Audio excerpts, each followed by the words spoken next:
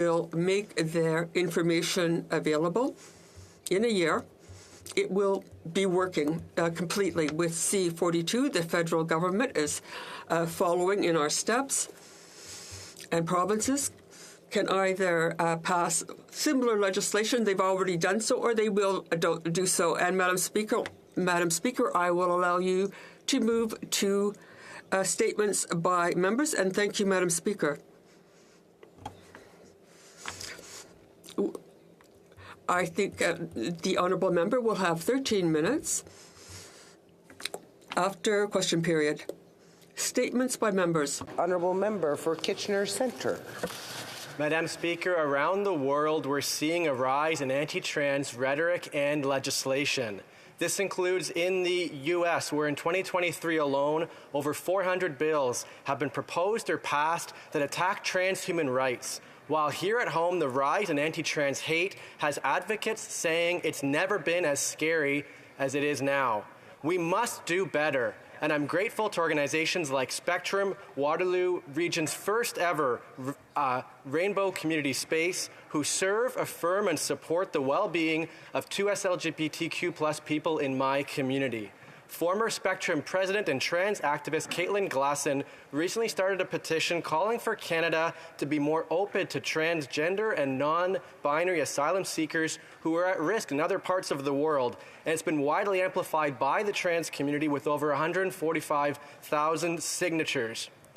On this Trans Day of Visibility, let's recognize how much work we need to do and celebrate the power of the trans community and having their voices heard. The honourable member for Winnipeg North. Yes, thank you, Madam Speaker. Budget 2023 is one that continues to demonstrate that we have a government that truly cares about people, that we are building a stronger and healthier country, Madam Speaker. From helping people fight inflation by bringing in the grocery rebate, to introducing a national dental program, and supporting a greener economy, Madam Speaker. This year's budget reflects the interests and expectations that Canadians have of the government. Caring for people, for me, Madam Speaker, means lifting seniors and children out of poverty by increasing things such as the GIS, by increasing the Canada Child Benefit Program. It means by investing in health care, $198 billion over 10 years to secure health care services for future generations, Madam Speaker. It's about building a national child care program, Madam Speaker, a stronger economy employing 2 million additional people. Thank you, Madam. The honourable member for Saskatoon West. Madam Speaker, soon Christians around the world will be celebrating Easter. Good Friday marks the crucifixion of Jesus Christ at the hands of the Romans. The resurrection of Christ on Easter Sunday fulfills his promise to the people of the world that he is indeed the Son and living embodiment of God on earth. All Christians, Protestants, Catholics, and Orthodox will come together over Easter weekend to celebrate the most important days in the Christian calendar. For some of us, this means attending church services. For others, it means attending a big family party. For some, like the Ukrainians fleeing the war crimes of Vladimir Putin, it will be the first Easter not in their home country, but instead here in Canada. Regardless of how we celebrate, Madam Speaker, Easter is a reminder of how Christ sacrificed his life for us and made a way for each of us to know God personally. I look forward to Easter Sunday when Christians around the world will say in Ukrainian, Christos Rydaioshe, he is risen. He is risen indeed. The honourable member for Milton. Thank you, Madam Speaker. A little over a decade ago, Patrick and Brian Burke launched You Can Play, a social activism campaign dedicated to the eradication of homophobia in sports, particularly in hockey, using the slogan, if you can play, you can play. Most people have also seen Pride Tape on Hockey Sticks, an initiative co-founded by Dr. Chris Wells. And Madam Speaker, these are meaningful steps in the right direction for inclusion in sport in this country and around the world for the 2S LGBTQ+ community. Unfortunately, some NHL players have recently decided not to wear Pride-themed warm-up jerseys before their games' Pride nights, and the league's Hockey is for Everyone campaign, saying it's contrary to their religious beliefs. A rainbow jersey, Madam Speaker, a simple but compassionate sign of solidarity and a way to say hockey is a sport for everyone. You matter, and you're welcome here. So while there's been a lot of progress, it's clear that there's still a lot of work to be done. Madam Speaker, I grew up Catholic and I attended Sunday school and catechism. And if I know one thing about Jesus Christ, it's that he loved everybody. And he'd be at the front line marching in pride parades if he were alive today. Sport is for everyone, Madam Speaker. And to every young player out there, I want you to say this. Regardless of your race, gender, or sexuality, hockey is a sport for you. The honourable member for Edmonton Grisbach. Today, we join trans folks from across the globe in recognition of Trans Day of Visibility. From Stonewall to Edmonton, the trans community has and continues to contribute greatly to a better and more just society. They've shown us the strength of community resilience and remind us of our everlasting pursuit for justice, even as our institutions and society continue to fail them. Every member of this House has a responsibility to stand up and speak out against the bigotry that is threatening the safety of trans people across Canada and the globe. Rising violence and extreme hatred against the trans community is a gruesome reality and a threat to democracy and freedom everywhere. A truly free society is one where everyone has the freedom to be who you are, the freedom to love who you love, and the freedom to pursue happiness. The trans community has a right to joy, Madam Speaker, and this joy is under threat. We can and must do more. The honourable member for Halifax. Madam Speaker, I rise today to recognize my friend Carol Young, a community leader, women's advocate, and lifelong volunteer in Halifax who sadly passed away over the weekend. Carol is remembered for her unwavering commitment to advancing women in workforce, in boardrooms, and in politics. She worked right here on Parliament Hill for the first Trudeau government as the first female special assistant to a cabinet minister. One half of a dynamic power couple, along with her late husband, the renowned lawyer John Young, whom she met here on the Hill when he was working for Alan J. McEachern, the pair set down roots in Nova Scotia, where Carol would work on many important boards, including Dalhousie University, Neptune Theatre, and the Pier 21 Society. Carol also devoted herself to many philanthropic endeavors, including Ronald McDonald House, the Children's Discovery Centre, and the Mental Health Association of Nova Scotia. She also played a key role in the creation of the IWK Children's Hospital Telethon. For all of this, she earned appointment to the Order of Canada and an honorary doctorate from St. Mary's University. She leaves behind a wonderful legacy, Madam Speaker, and I send my condolences to her family and all those whose lives she touched. The honourable member for South Shore St. Margaret's.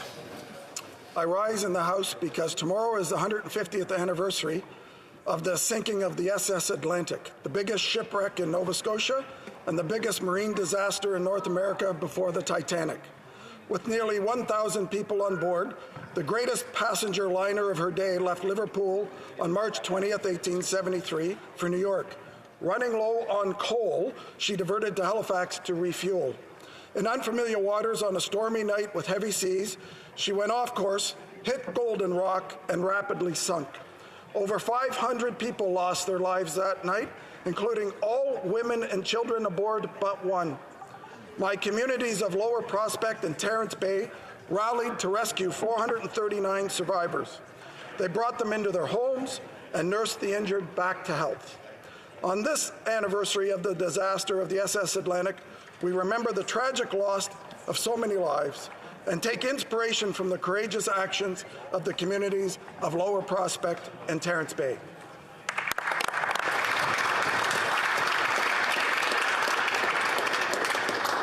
The honourable member for Cloverdale, Langley City. Thank you, Madam Speaker. Sects across the world and in Canada are preparing to celebrate Vaisakhi. The celebration of Vaisakhi marks the founding of the community of baptized Sikhs known as Khalsa Panth. This year, the celebration is held on April 14th. Canada is home to one of the largest Sikh diasporas in the world. More than 500,000 Canadians of the Sikh faith have helped make our country what it is today. The vibrant festival of Vaisakhi is a spring festival marking the solar new year for Sikhs and Hindus. Vaisakhi is also a time to reflect on the importance of upholding justice and promoting equality. Let us celebrate together the importance of the Sikh community within Cloverdale, Langley City, across Surrey, and across Canada as well. And please join me at the Surrey Vaisakhi Parade on April 22nd. I'd like to take this opportunity to wish all those celebrating this special occasion a very happy Vaisakhi. Thank you, Madam Speaker. The honourable member for Oakville North, Burlington. Thank you, Madam Speaker. Canada is a global leader in the production of life-saving medical isotopes, which are used in medical imaging, cancer therapy, disease prevention, and medical device sterilization. Canada's isotopes sterilize over 25 billion pieces of medical equipment a year, 70% of the world market. I've seen our leadership firsthand at Bruce Power, who in partnership with the Saugeen Ojibwe Nation will jointly market a new isotope, lutetium-177, in support of the global fight against cancer. Earlier this week, I attended an event with the Canadian Nuclear Isotope Council launching Isotopes for Hope, Canada's leadership needed now more than ever. A roadmap to strengthen Canada's global role in the isotope supply chain to double production by 2030. Countries around the world depend on Canada for its expertise in the production of medical isotopes. Canada can support almost the entire supply chain for medical isotopes. We must remain a world leader and pursue innovative solutions to save lives. Thank you, Madam Speaker. The honourable member for Charleswood St. James, Assiniboia Headingley. To celebrate Education and Sharing Day. Education and Sharing Day is a day established in honor of the Rebbe Menachem Mendel Schneerson, recognizing his lifelong efforts towards improving education. He was an advocate for children and spoke out about the need for each child to be given an education that would offer them the opportunities to succeed. He often spoke about the need for education to focus not only on academic achievements, but also on character building. The rabbi's emissaries established a network of several thousand Jewish schools and education centers across the globe. They sought to empower young people and inspire individuals of all ages. A high-quality education develops the mind, opens the heart, nurtures our talents, and fortifies our character. We owe a tremendous debt to Rebbe Schneerson and to all those who promote education that embraces moral and ethical values. This year, let us rededicate ourselves to teaching the love of learning that was championed by Rebbe Schneerson. Hear, hear. The honourable member for Niagara Centre. Madam Speaker, it is my pleasure to rise in the House today on National Indigenous Languages Day. This is a day to bring attention, Madam Speaker, to the critical endangerment of Indigenous languages and to celebrate the rich and diverse heritage they bring to our country. Today, there are at least 70 distinct Indigenous languages spoken in Canada, and every one of them are fundamental to the identity, the culture, and spirituality and self-determination of First Nations, Inuit, and Métis. It is inherited, Madam Speaker, an inherited right to pass their knowledge, their stories, and their histories in their own voices to all future generations. This is a goal we're working toward in partnership through C91, an act respecting Indigenous languages to protect, preserve, and revitalize Indigenous languages throughout this great nation. Thank you, Madam Speaker. The Honourable Member for Montmagny-Liselec, Kamouraska, Rivière-du-Loup. Thank you, Madam Speaker. Our streets are becoming less and less safe. People are afraid to walk alone or take public transit. This is not what Canada is all about. Since this Prime Minister took office, violent crime has increased by 32% and gang-related crime has doubled. Instead of taking concrete action to address the problem, this government is making it worse. Thanks to its flawed legislation, dangerous criminals are on the loose, often the same day they are arrested. Crimes committed with firearms are met with little or no punishment. It is high time for a change. A Conservative government will reinstate mandatory jail time for serious violent crimes. We will put in place bail rules that will ensure that serious, repeat, and violent offenders remain behind bars while awaiting trial. A Conservative government will make sure that violent criminals stay where they belong, behind bars. Honourable member for Fort McMurray, Cold Lake. Thank you, Madam Speaker. Our home is a haven where we feel safe, build memories, and raise our families. It is the foundation of our lives and the place where we plan our future. But for far too many Canadians, the dream of owning a home is completely out of reach. Even if someone works hard and does everything right, a home seems out of sight, and 9 in 10 Canadians that don't own a home say they never will. In 8 years under this Liberal Prime Minister, rent has doubled, Mortgage payments have doubled, leaving so many to wonder how they will ever get ahead. All is not lost. Conservatives have a plan to build more homes and make housing more affordable. We will get rid of the gatekeepers that are preventing housing from being built. We will reverse the disastrous Liberal housing policies, and we will tackle record-breaking inflation and rising interest rates. Conservatives will restore the dream that home ownership is indeed possible.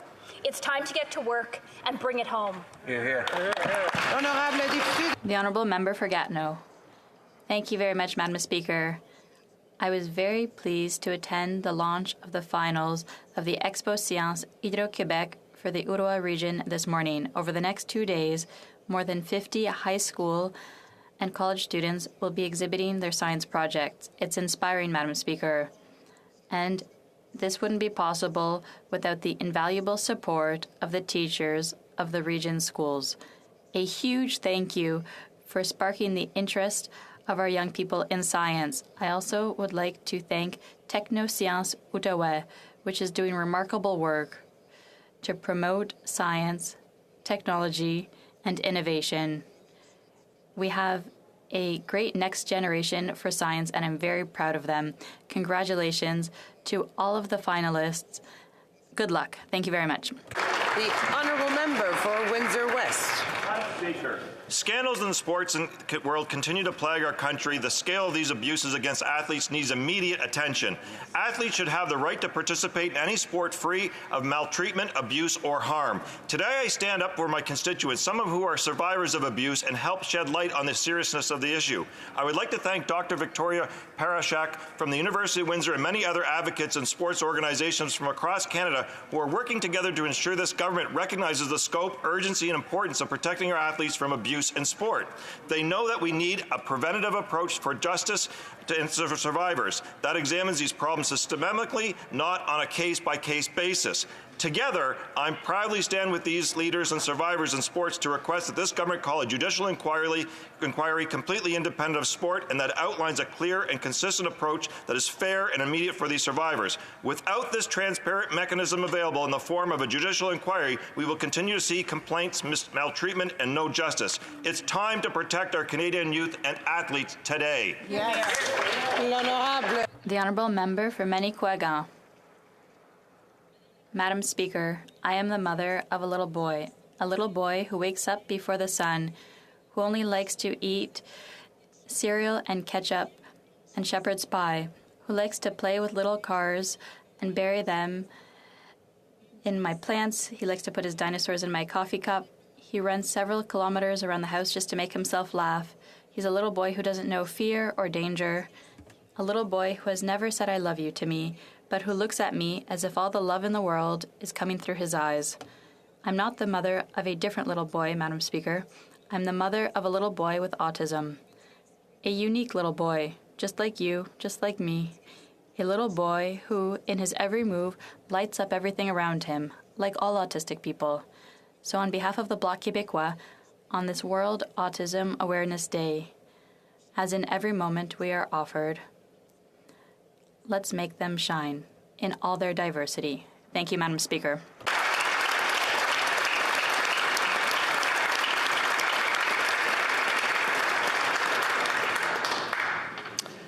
The Honourable Member for Medicine Hat, Cardston Warner.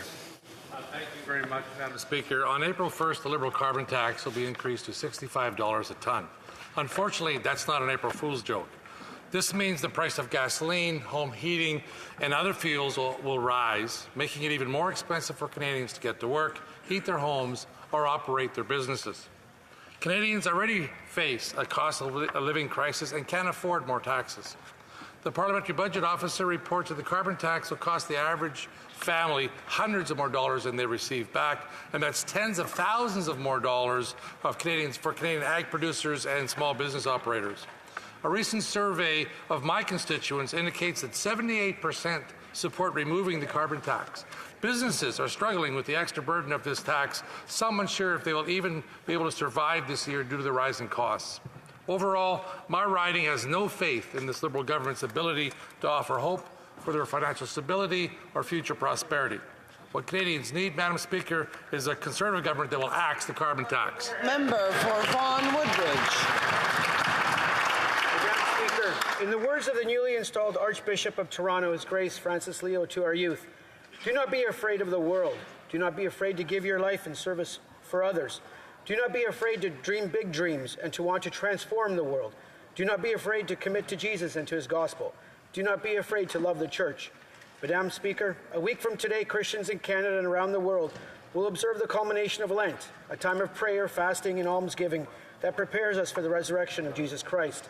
From Good Friday to Easter Monday, family and friends will gather to reflect on the values of sacrifice, good stewardship, and copious love.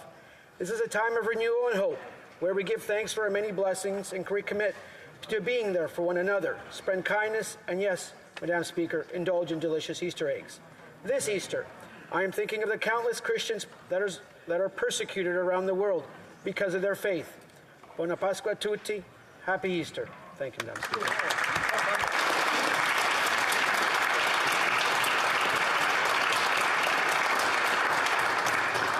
Questions orales, oral questions. The Honourable Leader of the Opposition.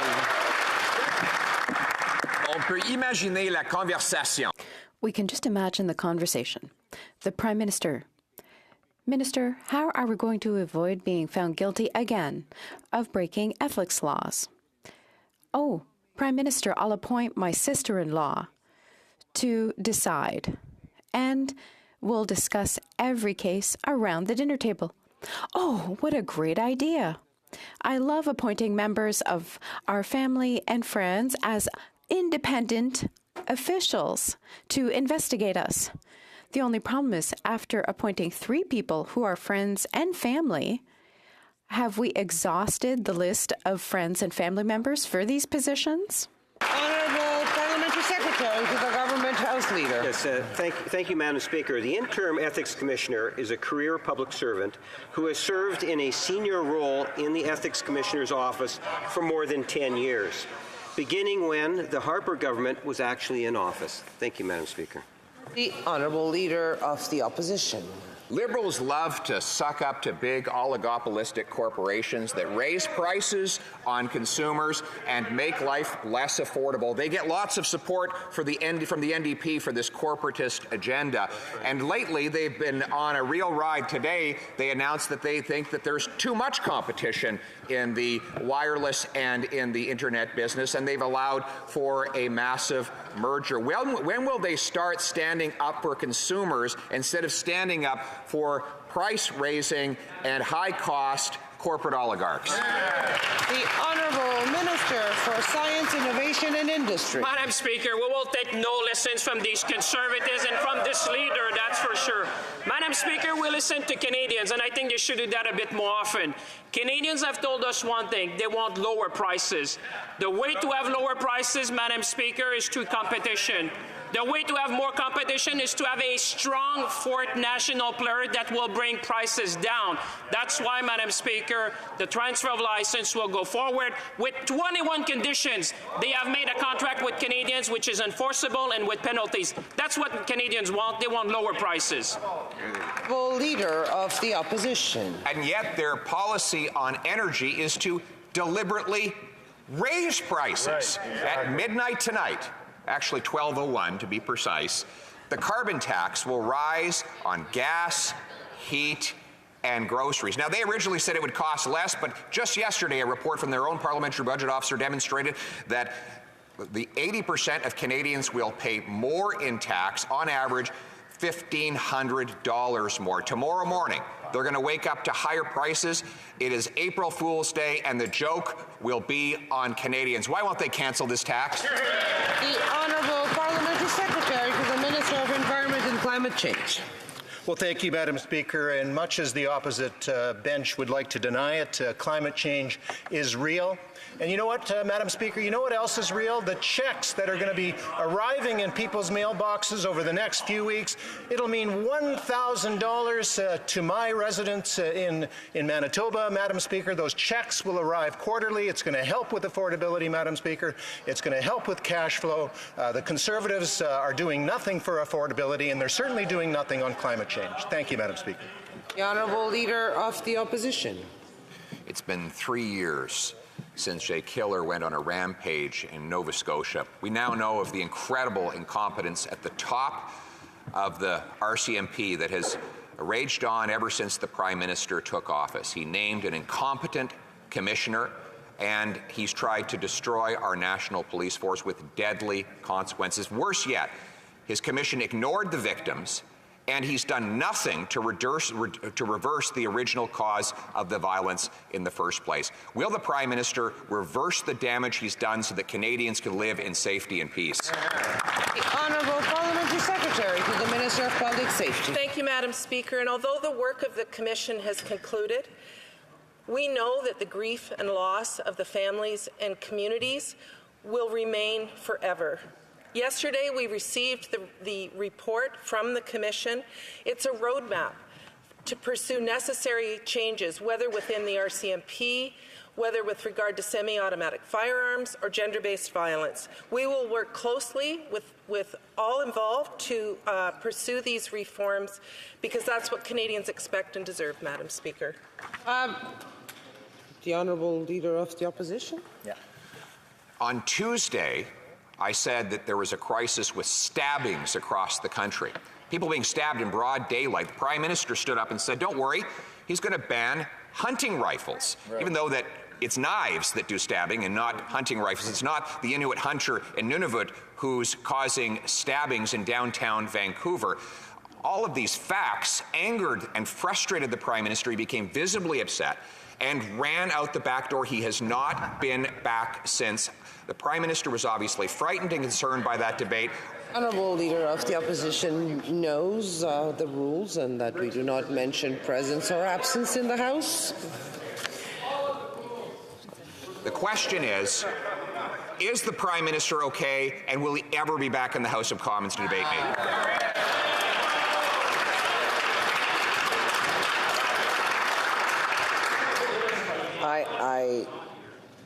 I have asked the Honourable Member to be wary of the rules, and the Honourable Member repeated the comments that he knows are against the rules. We will take one question out of the next round of Conservative questions. The Honourable Member for l'Honorable Député de Manicouagan. Madame la Présidente, Madam Speaker, the IPCC just tabled its summary report on climate change, which it described as a survival guide for humanity. Greenpeace said that this is the final wake-up call for the next 7 years, and those years are going to have an impact on millennia. Yet the federal budget still offers $37 billion in subsidies to fossil fuels. Ottawa's still trying to greenwash pollution from dirty energy. When will the federal government understand that its short-sighted budgets risk ruining the planet for millennia? The Honourable Parliamentary Secretary to the Minister of the Environment. Member for the question, and all members of this House know that we're working very, very hard to reduce emissions from the oil and gas sector. Madam Speaker, we are going to be capping oil and gas emissions. We will be implementing a clean fuel standard, a clean electricity standard. And Madam Speaker, we're going to be investing in carbon capture and storage. And very, very importantly, Madam Speaker, we are going to be eliminating fossil fuel subsidies. We're going to be doing that 2 years in advance of the predicted schedule. Honorable Député de Manicouagan. Madame la Présidente, non seulement Madam Speaker, not only does this budget not reduce fossil fuel production, it relies on climate change to extract fossil fuels from the Arctic in the future. Équiterre said that they're deeply concerned about planned investments for future offshore oil and gas development in the Arctic. Greenpeace said that they remain concerned about new subsidies to oil and gas companies who are already making money hand over fist. When will Canada stop dragging the world to ruin for oil companies' profits. The Honourable Minister of Tourism. Madam Speaker, I'd like to thank my honourable colleague for the question. If we look at the facts, our government has already invested over $100 billion in the clean economy of this country.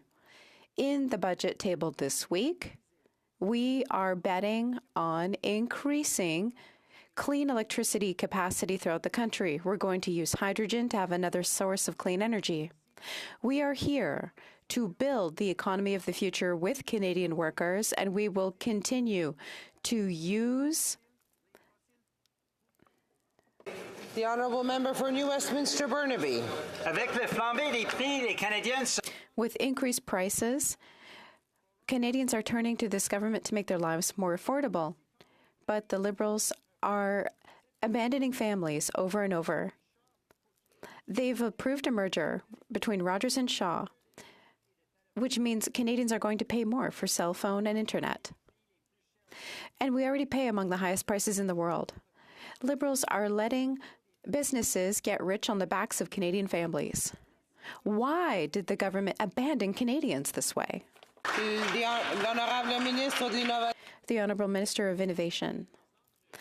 Madam Speaker, I thank my colleague for his question, but I think he missed this morning's press conference.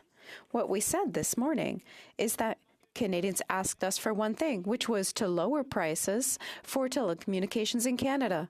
One way to do that is to have competition, and that means we need a national fourth player. Not only will we have a fourth player, we imposed 21 conditions with an unprecedented measures for Canadians.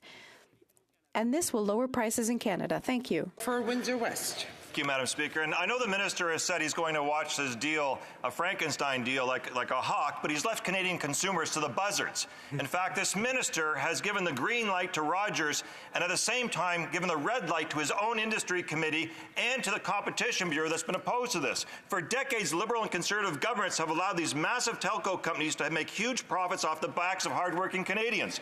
This is a disaster that will end with less competition, massive layoffs, and higher prices. Why have the Liberals thrown in the towel, sided with the telco CEOs, and are sticking Canadian families with higher prices and the bell? The Honourable Minister of Innovation, Science and Industry. Madam Speaker, I have enormous respect for my colleagues, but we gave the red light. We did not approve the transfer of license from Shaw to Rogers, Madam Speaker. That was very clear. What we did, instead we listened to Canadians. Something that everyone in this House should do. The Canadians have told us one thing: bring prices down, more competition, and the way to do that in Canada is to have a fourth national player, Madam Speaker. That's why we impose conditions, because we want lower prices for Canadians, and we'll be watching them like a hawk, Madam Speaker. The Honourable Member for Dauphin, Swan River, Nipawin.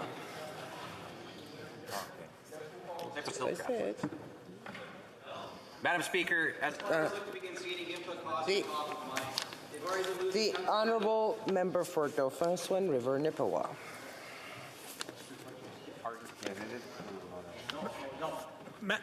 Point of order.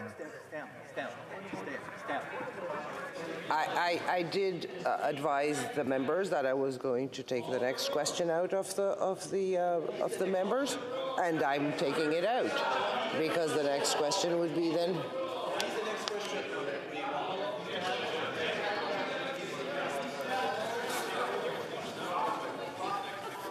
One moment.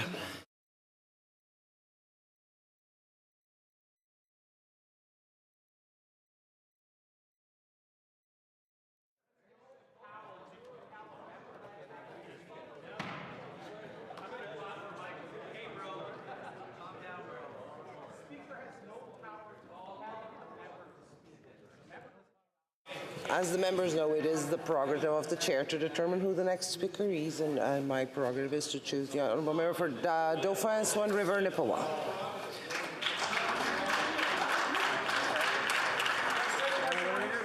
Madam Speaker, the Liberals are tripling their carbon tax, and tonight at midnight they will carry out their plan by raising the carbon tax again. Gas is going up, home heating is going up, and groceries are going up. Gladys emailed me the other day saying she can't afford this tax hike. We cannot afford more useless taxes, she said. Will the Liberals stand up for Canadians like Gladys, and cancel their plans to increase the carbon tax tonight at midnight. The Honourable Parliamentary Secretary to the Minister of Environment and Climate Change. Well, thank you, Madam Speaker. The honourable member is from my home province of Manitoba, and he will know that Manitobans will receive $1,000 in climate rebate checks over the next year. They'll receive those checks quarterly, Madam Speaker. But the honourable member also will know that there's a cost of climate change. We in Manitoba have had two 1 in 300-year floods costing $1 billion each. Agriculture has been dramatically impacted, Madam Speaker. We've had 1,700 people driven from their homes in floods, Madam Speaker. There's a cost to climate change, and we are addressing... Honourable Member for Peace River Westlock.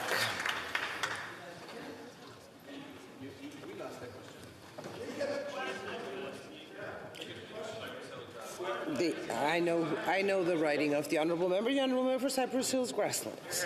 Thank you very much, Madam Speaker. As farmers look to begin seeding, input costs are top of mind. They've already been losing tons of money under the carbon tax, but the Liberals are going to raise it again at midnight tonight. What makes it worse is that the Minister of Agriculture just voted this week against an exemption for on-farm fuels. Even the Liberal chair for the Agriculture Committee voted with Conservatives. He gets it. So why does the Minister keep voting against farmers and support increasing the carbon tax at midnight tonight?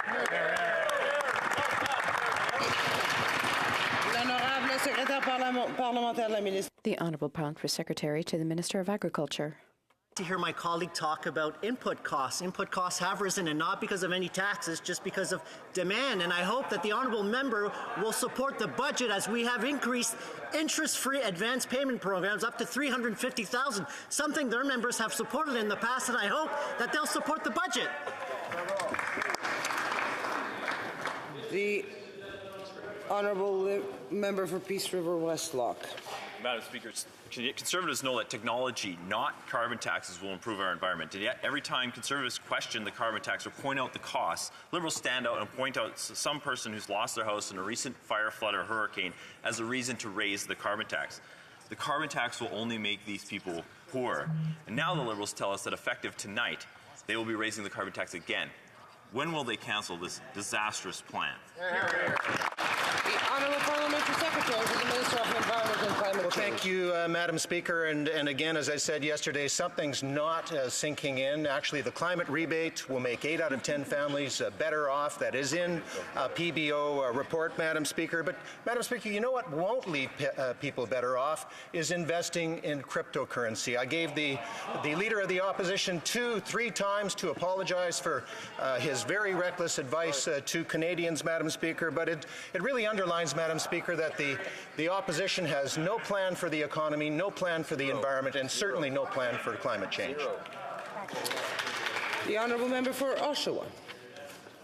Madam Speaker, while the Prime Minister stays in swanky $6,000 a night hotel, struggling with just one butler, Sue, a senior in my riding, sees herself working 3 days a week. Why? Because this costly NDP Liberal coalition is set to raise their carbon tax again at midnight, meaning that Sue and all Canadians are going to pay more for heating, eating, driving, and living. Perhaps they should focus on a real climate plan instead of punishing Canadians with a carbon tax. Why won't this costly coalition...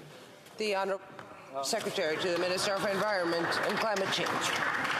Well, Madam Speaker, it's really puzzling. Every single person on that side of the aisle campaigned in 2021 on putting a price on pollution.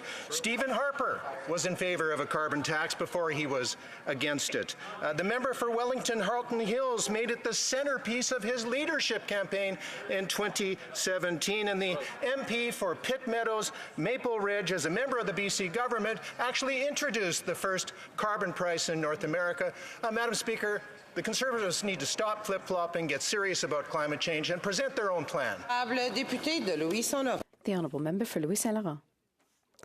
Madam Speaker, tonight at midnight, it's going to be very bad news for Canadians. The Liberal carbon tax is going to go up. And this will have a direct impact on all Canadian families, as demonstrated yesterday by the Parliamentary Budget Officer. It will cost more for transportation, food, heating. Why is the government punishing Canadian families and workers yet again. The Honourable Minister of Tourism. Madam Speaker, my honourable colleague knows full well that this does not apply to Quebec. Quebec is a leader when it comes to managing clean energy. What we can say is that every time we've lowered taxes on workers, what the Conservatives did, what did they do? They voted against it. They voted against lower taxes for workers, against reducing taxes for Canadians. In this budget, we already know they're going to vote against workers. They're the ones who are voting against them, and we're supporting them. The Honourable Member for Louis Saint Laurent. This government clearly demonstrated that it's not in contact with reality on the ground.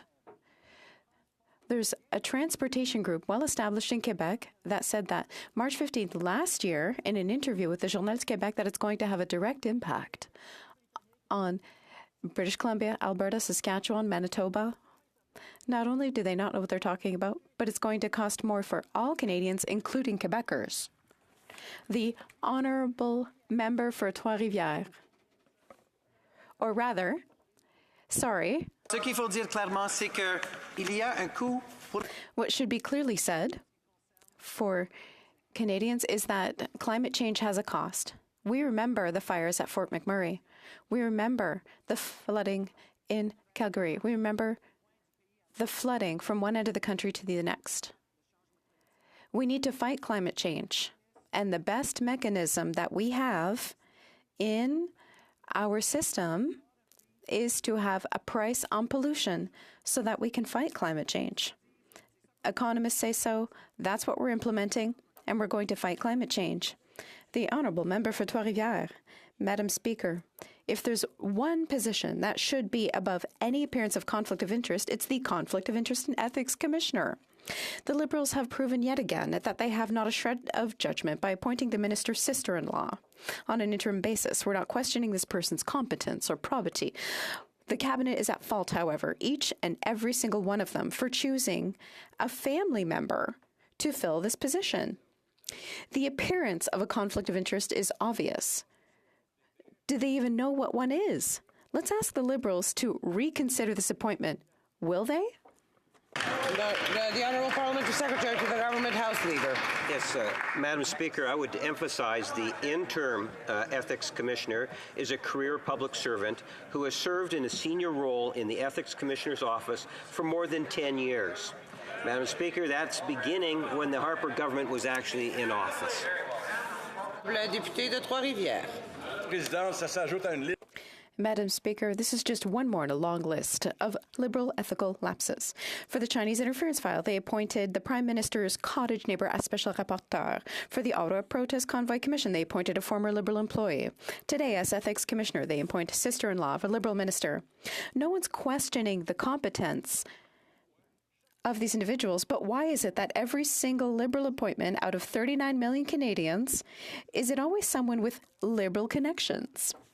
The Honourable Parliamentary Secretary to the Government House Leader. Yes, Madam Speaker, once again, what I'd like to be able to do is put an emphasis on the importance of recognizing the fine work that our civil servants do. And just say that interim ethics commissioner that's being referenced is a career public servant who has served in a senior role in the ethics commissioner's office for more than 10 years, beginning when the Harper government was actually in office, Madam Speaker. We owe a great deal to our professional civil servants. Thank you, Madam Speaker. The Honourable Member for Bay of Quinte. Madam Speaker, Canadians pay the highest cell phone prices in the world. In fact, Rogers Telecommunications is the most expensive telecommunication carrier in the whole of the world. How expensive? 3 times as expensive as Australia, twice as expensive as the U.S. and Europe. The Rogers-Shaw deal will only make the priciest company and the most biggest only bigger. We need more competition in Canada, which means not just a 4th carrier, but 40 carriers to supply more choice to Canadians and lower prices. When will this minister get serious about competition instead of pandering to just one monopoly? The Honourable Minister of Science, Innovation and Industry. Madam Speaker. I'm very pleased for the question of my colleague. Perhaps he did not fully listen to the press conference this morning because, in fact, if he looks at the contract, the prices that you see in Quebec, which are on average 20% lower than in the rest of Canada, now will have to be offered in Ontario, in Manitoba, in British Columbia, in Alberta. In Western Canada, Madam Speaker, in addition to that, we got commitments to have a headquarter in Alberta, in Calgary, and 3,000 new jobs in Western Canada. Canadians know that we have their back, and Western Canadians understand that.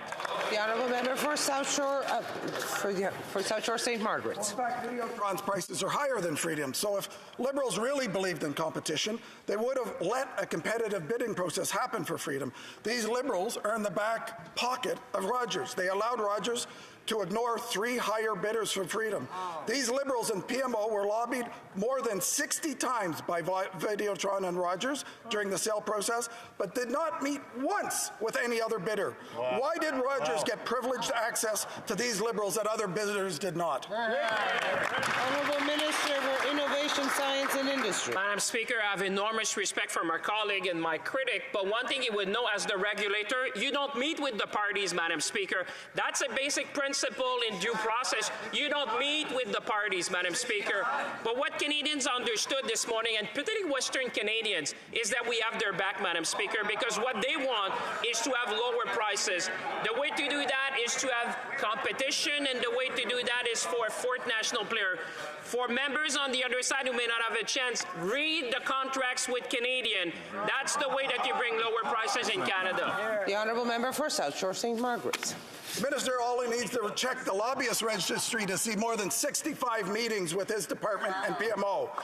In December, this Liberal minister said he would not rule on the sale until the legal challenges were over. There is a legal challenge before the CRTC currently on this deal when Rogers providing preferential rates to Videotron for access to their network that no other cell phone provider can get. Why has this minister flip-flopped on his commitment to wait for the legal challenges to be over? Is it because Rogers set today as the deadline? The honourable minister.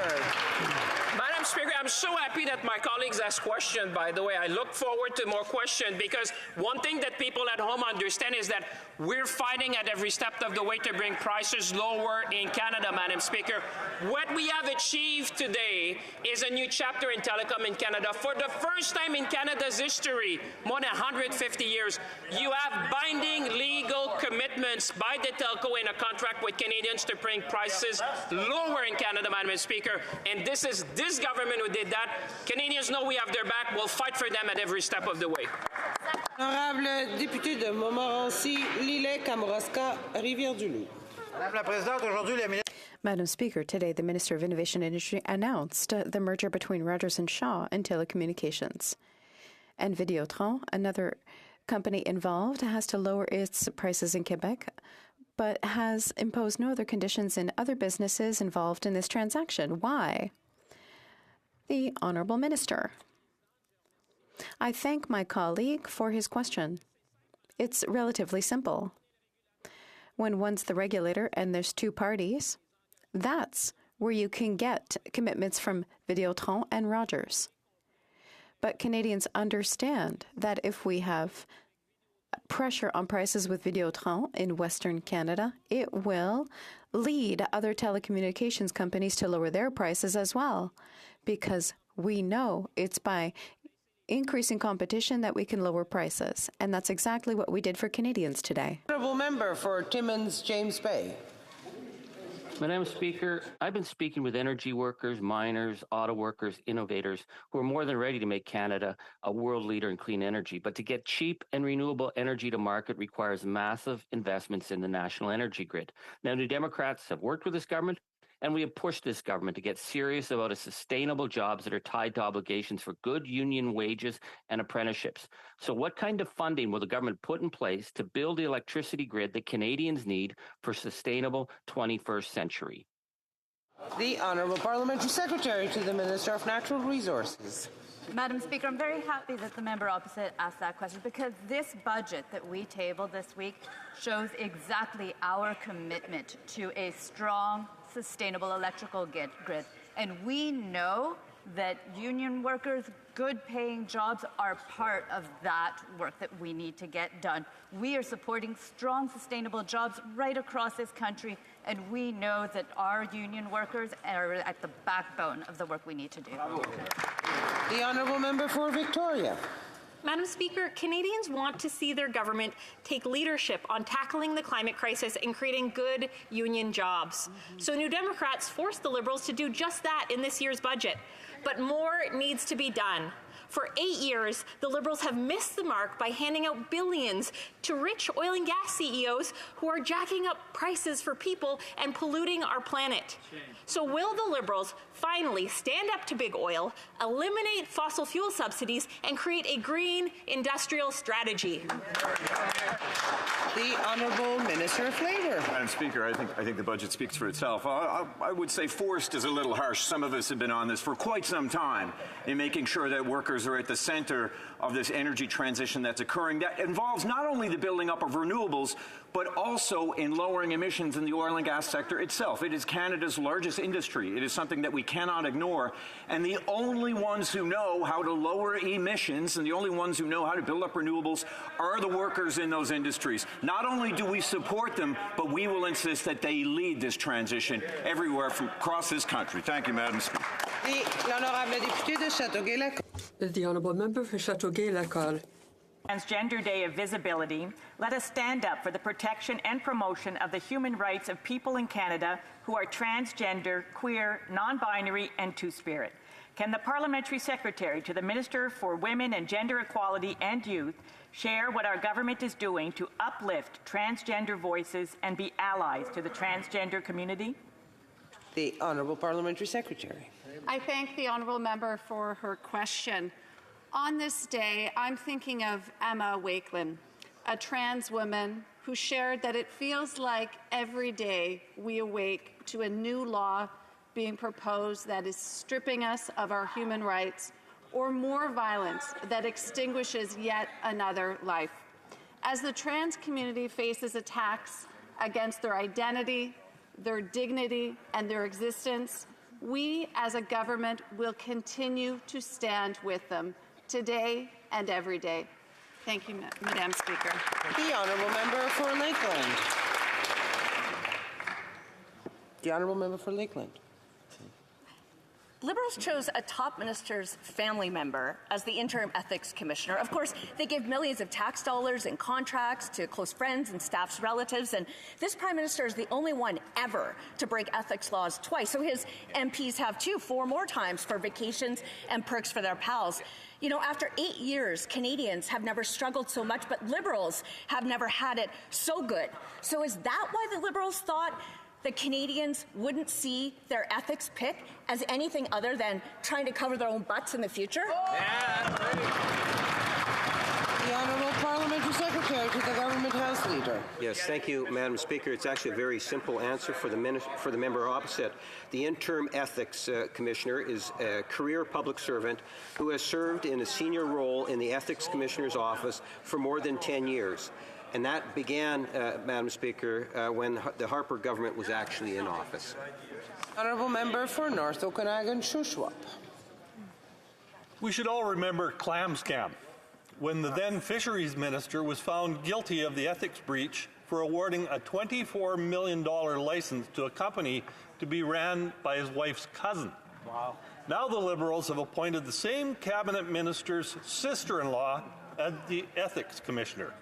Really, Madam Speaker, through you, can they only find family and insiders willing to work for them? Or is this another attempt to censor disclosure of their ongoing ethics issues? Which is it? Parliamentary Secretary to the Government House Leader. Yes, thank you, Madam Speaker. The Minister of Intergovernmental Affairs recused himself from all deliberations and decisions related to the appointment of the interim ethics commissioner. The Honourable Member for Wellington, Halton Hills. Mr. Speaker, members of this House have worked for years on funding and governance for the Great Lakes Fisheries Commission. As a result, the budget last year promised $44.9 million to DFO for the Commission. But every step of the way, it seems like DFO is obstructing the will of Parliament. Last year, it dragged its heels in transferring that money to the Commission. When will the President of the Treasury Board crack the whip and ensure that DFO complies with the will of Parliament and with ensuring best practices on governance? The Honourable Parliamentary Secretary. Madam Speaker, it's interesting that the Conservatives actually raised this question because it was in fact the Conservative members who underfunded and did not increase funding to the Great Lakes fishery. But it's a good news, Madam Speaker, in this budget we corrected the previous mistakes of Conservatives. They can continue to heckle me because they don't like the facts. The fact that we are actually investing in our Great Lakes, we're going to continue to protect them, while Conservatives allowed them to be underfunded and not take the protection of our Great Lakes seriously. The Honourable Member for Wellington, Halton Hills. Madam Speaker, another question. In the year before Russia's invasion of Ukraine, Canada was spending 1.28% of GDP on defence. According to NATO last week, in the year since Russia's invasion of Ukraine, Canada spent 1.29% of GDP. I read the budget document, but I could not find any information about defence expenditure as a percent of GDP over the next 5 years. Will the government commit to providing this very important information to this House as soon as possible? The Honourable Parliamentary Secretary to the Minister of Defence. Thank you, Madam Speaker, and I thank the member opposite for the question. The Canadian Armed Forces plays an essential role in defending Canadians and supporting global security. We have been consistent in supporting their work, starting with our 2017 defence policy, which increased spending by over 70%. In the past year, we have made new investments in Canadian national defence totaling more than $55 million, Madam Speaker. We're also undertaking a review of our defence policy in the face of changing global environment. Rest assured, we will keep making necessary smart investments into our forces. Thank you, Madam Speaker. The Honourable Member for Thérèse de Blainville. Madam Speaker, this budget proves that Ottawa has learned nothing from its mistakes. If it learned anything from the pandemic, it's just how EI abandons workers. Ottawa has been promising to reform EI since 2015. Most people who lose their jobs will find themselves with nothing. Seasonal workers, independent workers. Why has the government refused to help these people who are losing their jobs? Secretary. Madam Speaker, Budget 2023 invests in seasonal workers, so they have 5 additional weeks of coverage for a total of 45 weeks. Also in Budget 2023, we propose establishing a new independent tripartite Board of Appeal to hear cases regarding employment insurance claims. We know Canada's EI system is complex, and that's why we're focused on improving it. In the past 2 years, Madam Speaker, the Minister has led more than 35 virtual national and regional roundtables with workers, with employers, and academics. EI reform is a priority of this government, Madam Speaker. We are on it, and we will get it done. Thank you. The Honourable Member. Madam Speaker, all Ottawa learned from the pandemic, all it got was a debt. Now, Ottawa should have a $24 billion surplus in the EI kitty. This from workers' contributions. But the government, why doesn't it use this to reform EI? It's taking workers' money to pay for their debt contracted during the pandemic. Why not use this money to protect them instead of paying down their pandemic debt at workers' expense? Madame la Présidente, nous respectons. Madam Speaker, we respect workers a great deal, and during the pandemic, we used every EI system. The minister decided to modernize the system, modernize the EI system. Madam Speaker, we're continuing the work.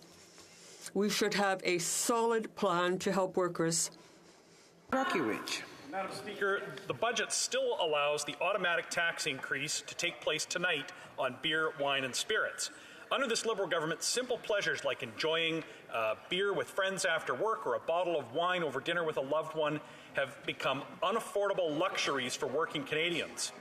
Will the government commit today to support my bill, C-266, and cancel the automatic annual tax increase on beer, wine, and spirits? The Honourable Minister of Tourism. Madam Speaker, I've said it in this House already this week, and I'll say it again.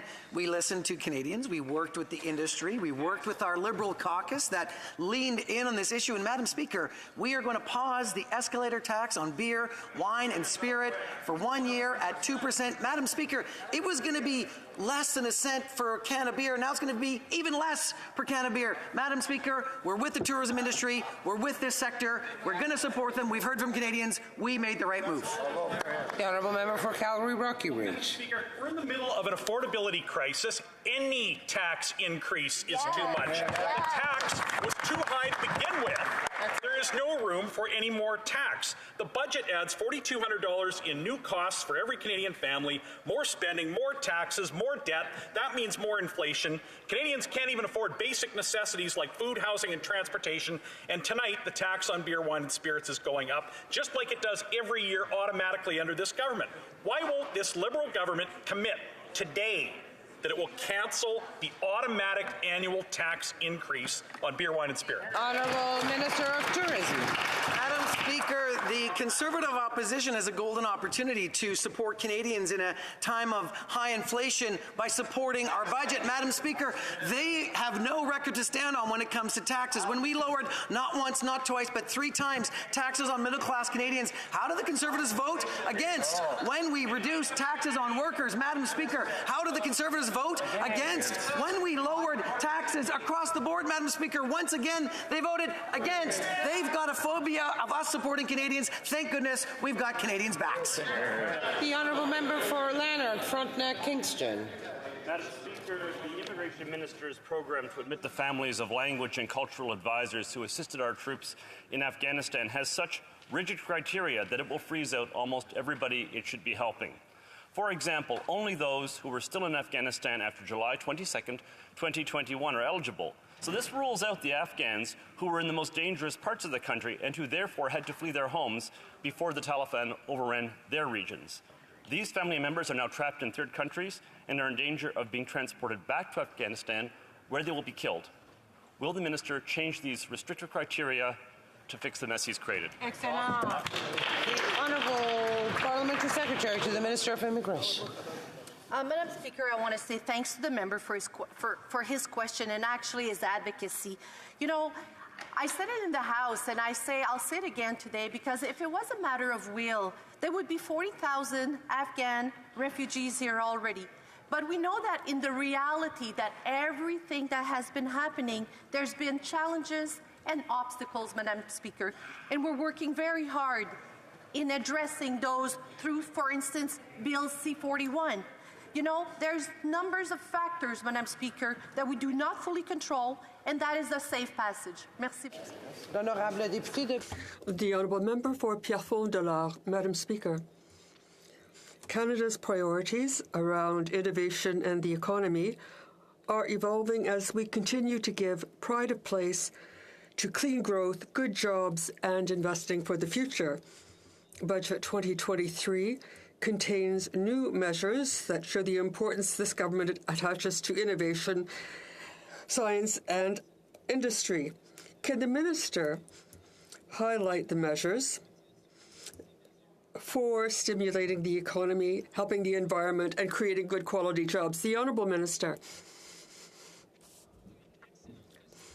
I'd like to thank the Honourable Member for an excellent question, and let me discuss these measures because the Honourable Member is quite right.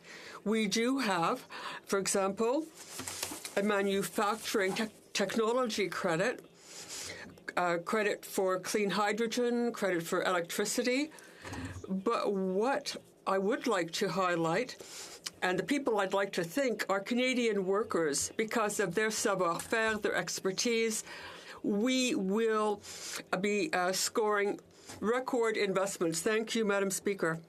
Madam Speaker, the cover-up continues. It's been a month since the Prime Minister's National Security Advisor and the Director of CSIS committed to providing the dates upon which the Prime Minister was briefed about Beijing's election interference. 1 month later, and still no response. All the Prime Minister needs to do is check his calendar. When will the Prime Minister stop the obstruction, stop the cover-up, and give us the dates? The Honourable Parliamentary Secretary to the Minister. Madam Speaker, on the contrary, the PROC committee has been working diligently on this issue, continuing to hold more meetings to bring in more witnesses as opposition members have requested, and we support that. Madam Speaker, we'll continue to work with the committee to find the most appropriate time because the committee has other business as well, but this is a top priority to ensure that we are dealing with the issues of foreign interference, and we'll continue to work hard on that. Honorable député de Mégantic-L'Érable. The Honourable Member for Mégantic-L'Érable. Madam Speaker, the Liberals are now champions of involving family members in appointing them. But there's someone in the Prime Minister's office who thought it would be a good idea to make the sister-in-law of a Liberal minister interim ethics commissioner.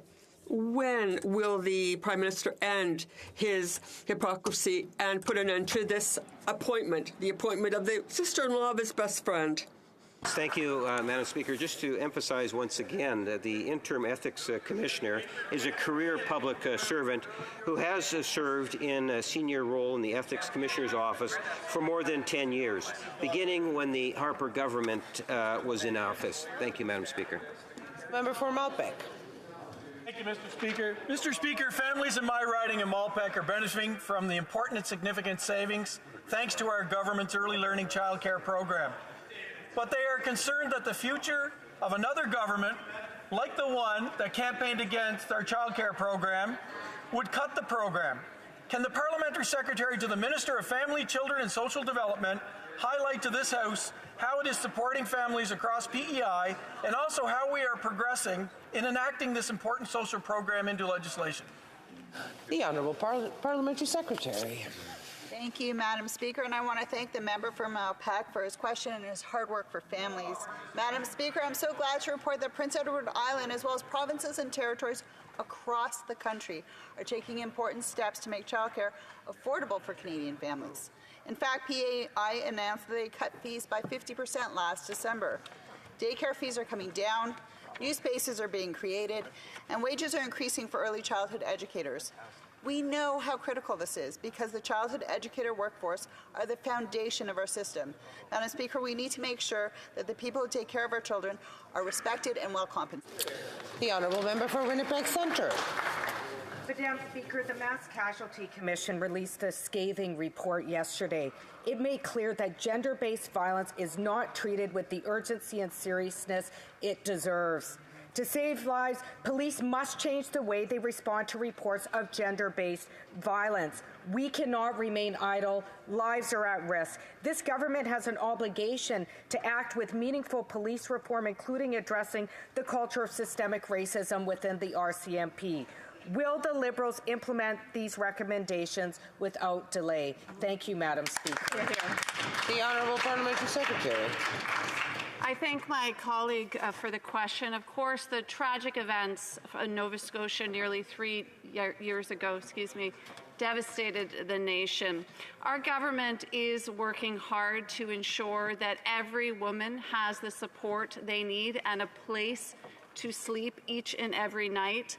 We continue to make investments to ensure that is the case, including in the budget just announced the other day with $160 million starting this year for women's programs to ensure we're supporting shelters and women. The Honourable Member for Richmond-Arthabasca. Madam Speaker, we learned that the Governor-General spent $700,000 for a 4-day trip to Germany, $75,000 for 4 nights in the most luxurious hotels. And you can add this to $80,000 spent for meals aboard a plane during a trip to the Middle East. This means $2,600 for food per person on the plane. This is indecent, Madam Speaker. Can the Prime Minister tell us if he approved of these expenditures?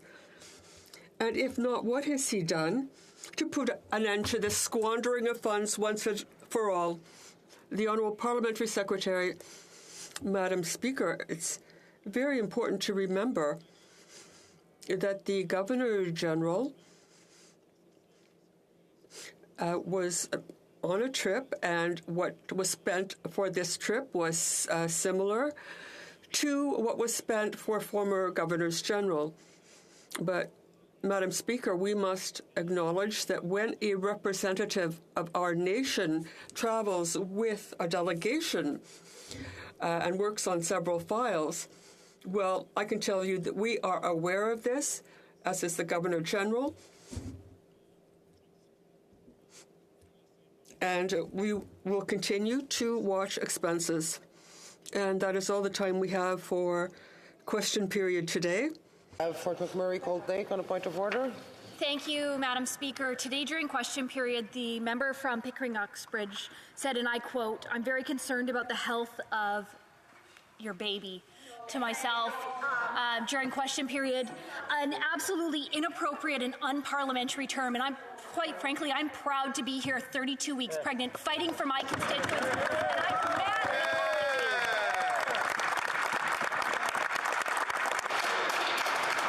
The honourable member for Pickering-Uxbridge is rising on the same point of order. Speaker, I am absolutely disgusted that the member opposite would outright lie, and yes, I am saying outright lie.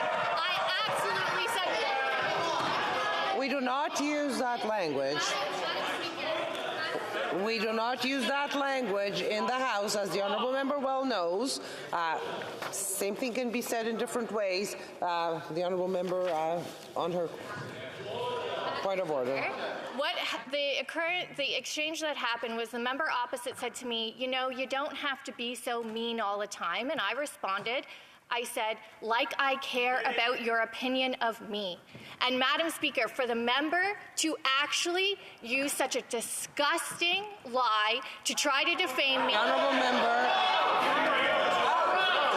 The honourable member will be invited to rethink her choice of words, please. The honourable member will be invited to exercise judgment in the use of words, and please consider that that is not a parliamentary acceptable word. And I would invite her to apologize and retract that word from the record.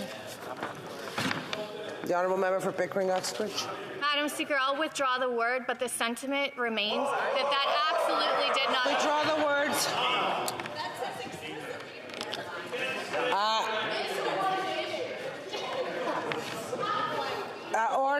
Order.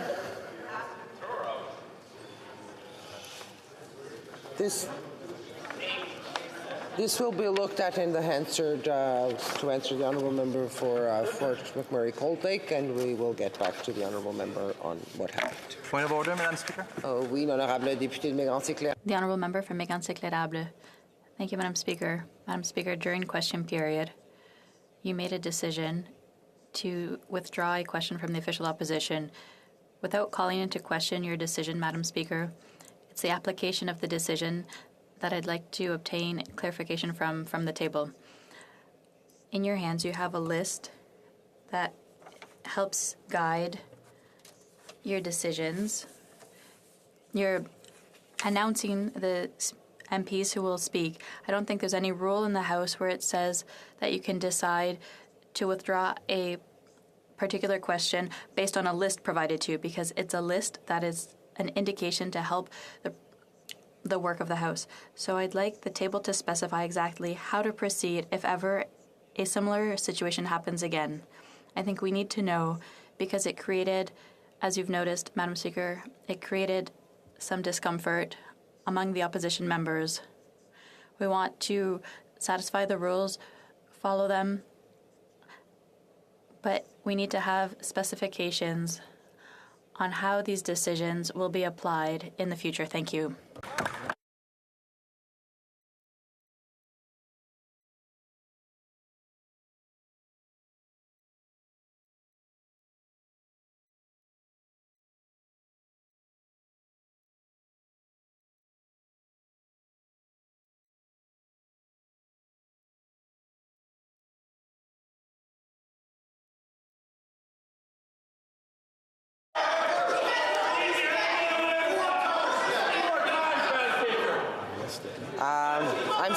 I am sorry. I didn't hear what was said. The honourable member for Fort Lake, Cold Lake, on a point of order.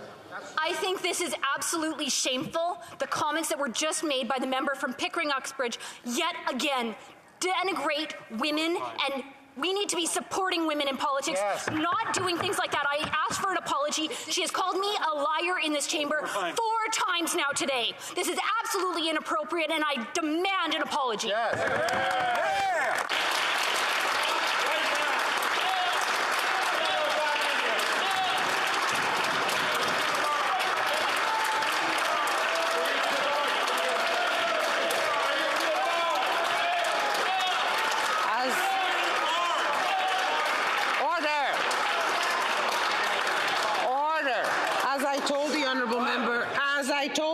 Member for Fort McMurray Cold Lake, we will listen. I didn't hear right now. I was discussing.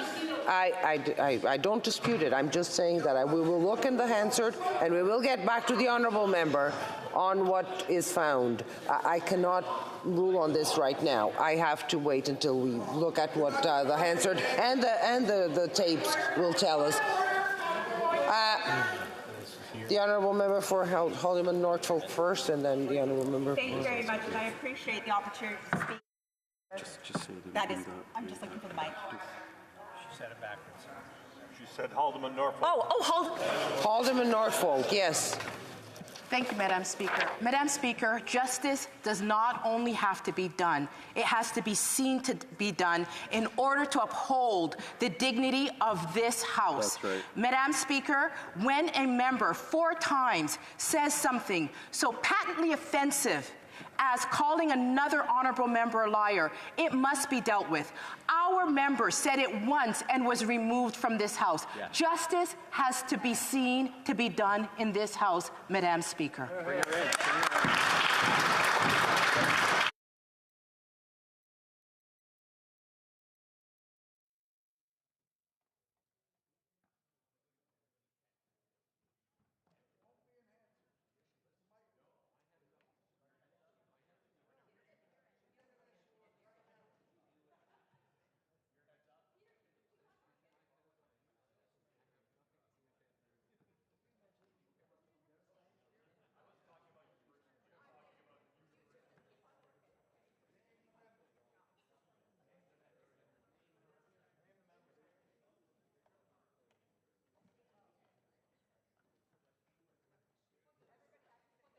Member for Elgin, Middlesex, London, on her point of order. And I was actually just the words from the member from Haldimand Norfolk. She said it very well, and I do really appreciate that. I just want to second that. Thank you. Great job. The Honourable Parliamentary Secretary to the Government House Leader. Madam Speaker, I think that prior to the interaction that had taken place, you were making a ruling on another point of order. I think it's best that you conclude that point of order. I know that there's 1 or 2 members that might want to address the second point of order that's raised, but maybe if we can put to rest the first point of order, and then we'll go on to the second. Yes, I will continue with the point of order raised by the member for Mégantic L'Érable on question period. The lists provided by parties are an indication, but they don't oblige the speaker to follow them. It's true that it's an indication. I conferred with the table when I decided to withdraw the question, and there was an exchange with the people who work with the official opposition whip to arrive at an agreement. But it's really at the discretion of the speaker how to withdraw or not a question in the order of questions. The honourable member. I understand, Madam Speaker, but what I really wanted to know is we had a member who rose to be recognized, and we had no other member, and you recognize the next one on the list. That's why I think it's important to have the specification. Because the member we had chosen to ask the question had, in my opinion, the right to do so, because he was the only member who rose at that time to ask the question. The list is an indication, so you couldn't ask the next person to rise instead of the one who is there, because in theory, the list doesn't exist in the rules. Thank you, Madam Speaker. The member is entirely correct. It's true that there's no list in principle. It's a convention between the parties. So that's why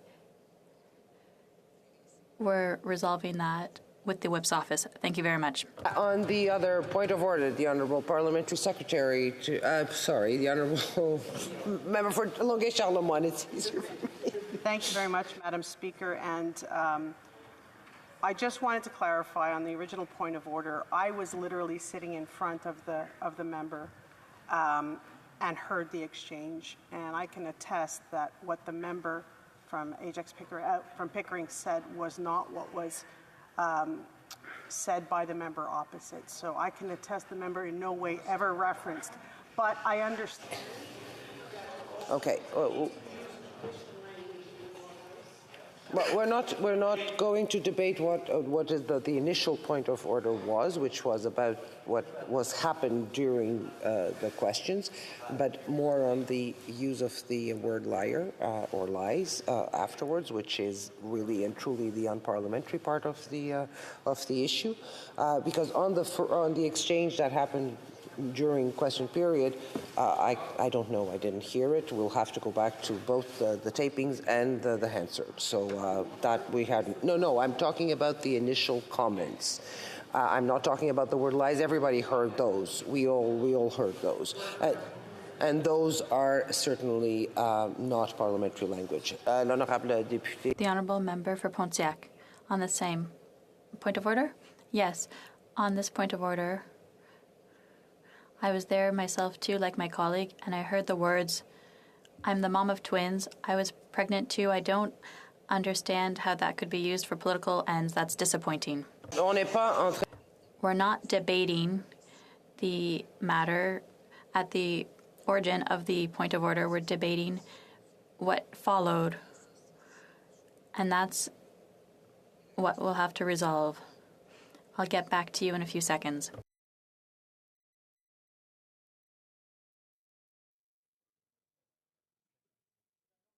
Et nous reviendrons. We will continue the debate and we will come back to the Honourable Member with a resolution. I have more. Okay. Orders of the day. No, routine. Daily routine. Daily routine of. Okay. Tabling of documents. The Honourable Parliamentary Secretary to the Government House Leader. Thank you, Madam Speaker. Pursuant to Standing Order 36.8a, I have the honour to table in both official languages the government's responses to 10 petitions. These returns will be tabled in an electronic format. Dépôt de projet de loi émanant du. Introduction of government bills. Déclaration. Statements by ministers. Rapport de Reports from interparliamentary delegations. Presenting reports from committees, the Honourable Member for Elgin, Middlesex, London. Thank you so much. And Madam Speaker, it is honestly my privilege to put in front of you, present the reports, both copies signed. The 6th report of the Standing Committee on the Status of Entitled, a step-by-step approach to supporting the mental health of young women and girls.